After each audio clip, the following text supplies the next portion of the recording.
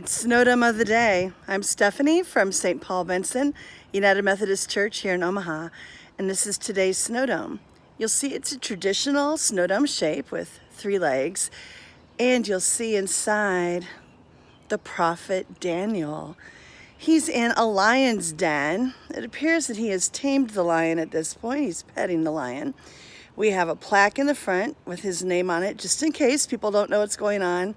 And the cave itself has his name on it, because at this point, I guess it's his den, not the lion's den. There's fewer ways to start a controversy than trying to summarize a book of the Bible in 2 minutes or less, but it goes something like this. The book of Daniel is found in the Hebrew Bible, also known by some as the Old Testament. It's one of the book of prophets because it tells the story of the prophet David. He started out as a well-educated, we hear beautiful youth. Then he gets captured, he gets moved to another location. The people there figure out that he knows how to interpret dreams. He interprets a bunch of dreams. Someone else comes along, he interprets those dreams. He gets thrown into a lion's den. Well, in the lion's den, he holds fast to his faith, and he survives because of his faith. And that's the story. Now, that's a very short version of it, and if I were to publish this on a biblical scholar page, I would be mocked for everything except for this awesome snowdome. To find out more about this story, you can pull out a Bible and find the book of Daniel and give it a read yourself. I'll warn you that Daniel's friends have names that might be a little bit more difficult to pronounce. Here's a quick tip.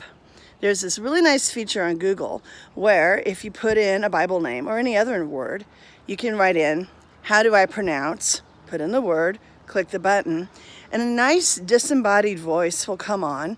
Click that and she'll say, oh, this is how you pronounce it. And then she says it, and you can push repeat until you've got it. Now, whether or not the disembodied voice is pronouncing it correctly, I can't help you with that. But that's the way that we figure out how to pronounce place names in the Bible, about 5 minutes before we have to read them in church. So, what do we learn from Daniel?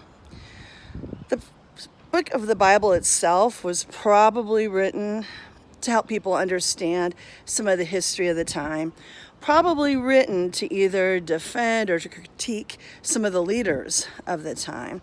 And certainly was written to help people understand that Daniel was a prophet to be listened to.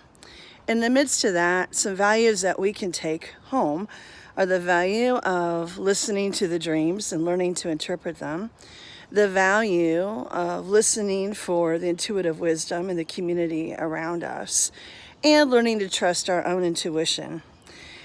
We might not be saved from a lion, but we may save ourselves by learning to listen to how God is speaking to us in different ways than we have learned to value in our culture. I'll leave you with that thought and an invitation to pull out the Bible and to read more for yourself about the story of Daniel and think how you would tell that story. I hope that you have a good day, and I hope that you remember that we are a people who believe in story and metaphor and are called to remember that God is with us no matter what den we find ourselves.